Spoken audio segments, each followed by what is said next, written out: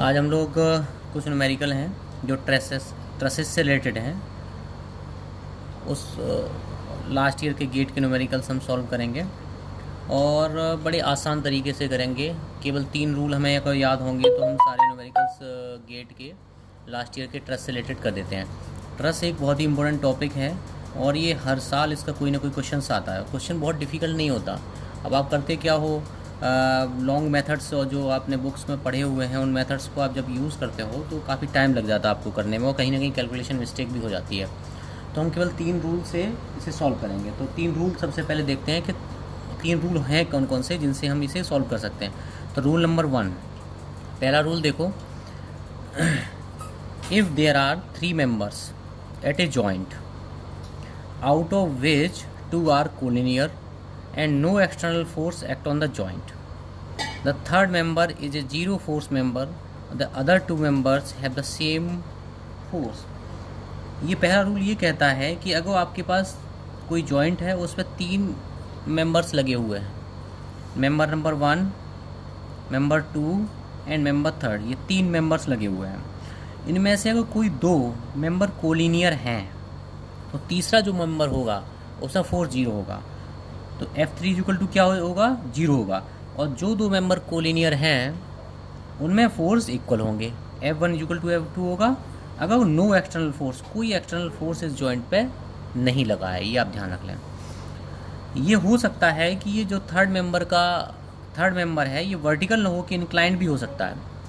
उस केस में भी जो F3 है वो 0 होगा। बस हमें ध्यान ये रखना है कि 1 और 2 मेंबर, दोनों मेंबर ये कोलिनियर होने चाहिए और कोई एक्सटर्नल फोर्स इस पर नहीं लगाना चाहिए, कोई एक्सटर्नल फोर्स इस जॉइंट पे नहीं लगा होना चाहिए। तो ये रूल 1 हो गया जिसे हम याद करके रखेंगे।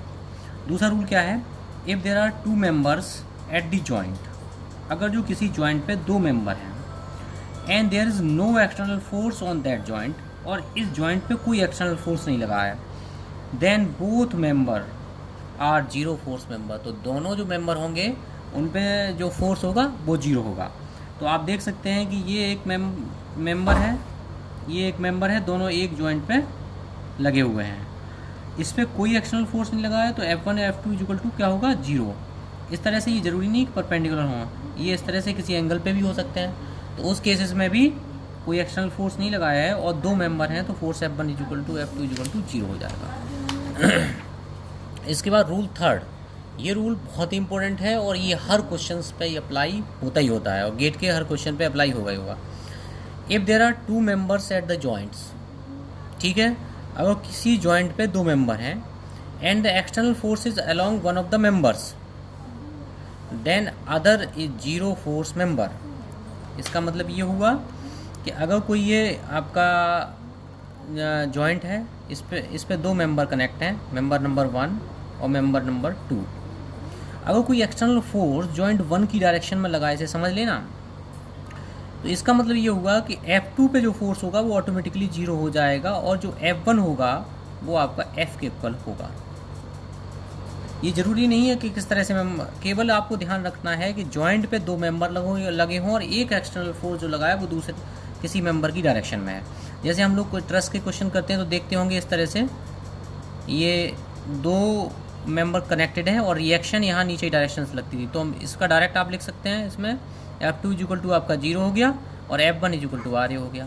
तो ये रूल नंबर 3 है जो बहुत ही इंपॉर्टेंट है। इसे अप्लाई करके देखते हैं एक न्यूमेरिकल पे, तुरंत समझ में आ जाएगा। तो गेट 2016 का 2 नंबर का एक न्यूमेरिकल आया और देखना कितना आसान तरीके से 1 सेकंड का ये क्वेश्चन है और अगर इसे वैसे सॉल्व करोगे तो कम से कम 2-3 मिनट लेगा। क्वेश्चन देखते हैं। In the figure the load P = 1 Newton. ये लोड जो है 1 न्यूटन आपको दिया गया है। लेंथ आपको 1 मीटर दे दी। ये मेंबर BC है, इसकी लेंथ L है, इसकी भी लेंथ L है। यंग मॉडुलस दे दिया आपको and the cross section area of the link is square with dimension 10 millimetre into 10 millimetre. All joints are pin joint. The stress in link AB, हमें AB जो link है इसमें stress find out करनी है, इस न्यूमेरिकल में ये कहा है। तो हमें अब देखो ये है क्या, ये एक जॉइंट है, इस जॉइंट पे 2 मेंबर कनेक्ट हैं, एक मेंबर ये 2 मेंबर कनेक्ट हैं और इस जॉइंट पे एक एक्सटर्नल फोर्स P लगा हुआ है।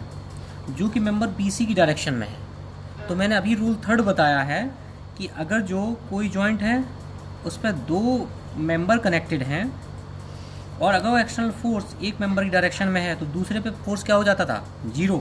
तो इसका मतलब according to rule third, force on AB is equal to 0। जब फोर्स ही 0 हो तो शियर स्ट्रेस क्या होगी, 0।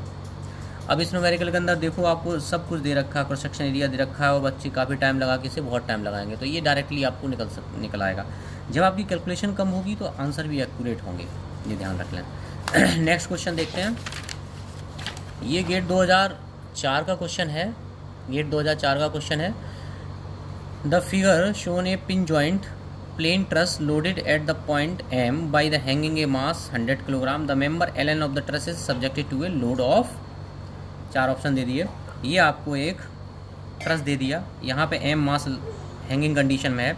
ये पूछ रहा है फोर्स ऑन लिंक Ln पे फोर्स कितना होगा। तो बड़ी आसानी से आप निकाल सकते हैं। देखो L पॉइंट पे एक जॉइंट है, इस पे कितने मेंबर कनेक्ट हैं, एक मेंबर 1, एक मेंबर इधर 2 और तीसरा मेंबर 3 ये कनेक्ट है। तो अगर 2 कोलिनियर हैं तो according to rule first F3 is equal to 0। तो इस पर क्या फोर्स होगा, 0। तो आपका ये ऑप्शन हो गया। तो कितना आसान है, बड़ी आसानी से ये सॉल्व हो गया। इसके बाद एक क्वेश्चन और देखते हैं।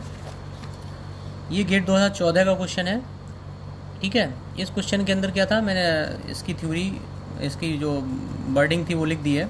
2 member truss ABC shown figure, the force transmitted in member AB। इसमें AB मेंबर में फोर्स निकालना है, ठीक है। और AB मेंबर में फोर्स निकालना है, यहाँ 10 किलो न्यूटन का लोड लगाया गया है। तो कुछ न्यूमेरिकल्स हमारे ऐसे होते हैं जिनमें हमें एक अप्रोच लेके रखनी होती है यहाँ, ठीक है। तो हम क्या करते हैं, B पॉइंट को इक्विलिब्रियम में लेते हैं और जो आपका FBC है वो आपका इस डायरेक्शन में हो गया और हमने मार्क कर दिया आउटर डायरेक्शन में। हमेशा ध्यान रखो जॉइंट से बाहर की निकलती हुई डायरेक्शन में फोर्स को मार्क करो, FAB, और FAB की वैल्यू हमें निकालनी है। तो FBC को रिजॉल्व कर दो, ये हो गया FBC साइन थीटा और ये हो गया FBC कॉस थीटा इस डायरेक्शन में, ठीक है। तो हम लगाएंगे summation of FX is equal to 0, ठीक है। तो FAB इज इक्वल टू क्या आ जाएगा, माइनस FBC कॉस थीटा, आपकी इक्वेशन नंबर 1 हो गई। फिर आपने summation of FY is equal to 0 लगाया तो क्या आ गया, FBC sine theta is equal to -10। तो यहाँ से FBC इज इक्वल टू क्या आ गया, -10 डिवाइड बाई साइन थीटा। अब हमें निकालना है FAB, तो FAB में वैल्यू उठा के रखो। तो FAB इज इक्वल टू हो गया 10 divide by sine theta divide by cos theta is equal to क्या हो गया, 10 डिवाइड बाई 10 थीटा। तो आपका 10, अब देखो 10 थीटा कहाँ से वैल्यू आएगी, अब ट्रायंगल से 10 थीटा की वैल्यू ले लो। तो 10 थीटा इज इक्वल टू क्या होगा, 0.5 डिवाइड बाई 1 यानी 0.5। तो FAB हो गया 10 डिवाइड बाई 0.5। तो FAB इज इक्वल टू आपका आ गया 20 किलो न्यूटन। इस न्यूमेरिकल को मैंने इसलिए करवाया कि इससे हमें 2 चीज़ें सीखने को मिलती हैं। एक तो ये सीखने को मिलती है कि कभी भी ध्यान रखो कि थीटा अगर आपको ट्रस की इस तरह से ज्योमेट्री दी गई है तो आप स्टार्टिंग में जो फोर्सेस है वो थीटा के फॉर्म में लेके चलो, लास्ट में वो ऑटोमेटिकली 10 थीटा में जैसे कन्वर्ट हो गया और 10 थीटा की इस ट्रायंगल से आपने वैल्यू रख दी तो समझ लो ये सॉल्यूशन आपका बन जाएगा। अदरवाइज़ आप अगर वहीं पे सॉल्यूशन चाहोगे, थीटा मतलब किस तरह थीटा दिया नहीं है, ये थीटा इसमें दिया नहीं था इस तरह से, केवल ज्योमेट्री दी थी, थीटा मैंने यहाँ पे रख दिया है। तो ये गेट का जो 2014 का न्यूमेरिकल है ये इसको 2017 में भी डायरेक्ट आया और कई लड़के इसी कन्फ्यूजन हो गए कि इसमें थीटा तो दिया ही नहीं है तो इसे सॉल्व कैसे कर पाएंगे। तो क्या है, आप थीटा खुद ले लें यहाँ पे और ज्योमेट्री से 10 थीटा निकाल लें। दूसरी चीज़ आपको ये सीखने को मिलती है, देखो एक्सटर्नल लोड कितना लगा 10 किलो न्यूटन, लेकिन AB मेंबर में फोर्स कितना आ रहा है, FAP इज इक्वल टू आ रहा है 20 किलो न्यूटन। तो ज़रूरी नहीं है कि जो एक्सटर्नल लोड लगा हो उससे कम ही लोड हमेशा आए, उससे ज़्यादा भी लोड आ सकता है। नेक्स्ट न्यूमेरिकल देखते हैं। ये न्यूमेरिकल गेट 2013 का है और ये न्यूमेरिकल की सिंपली ये एक ट्रस है, इसके ऊपर यहाँ UDL लगाया है जिसकी इंटेंसिटी P किलो न्यूटन पर मीटर है। अब इस न्यूमेरिकल के अंदर क्या पूछा है आपको, CD जो मेंबर है इसके अंदर फोर्स पूछा है। अब इसमें भी देखो हम अपने कॉन्सेप्ट लगाएंगे।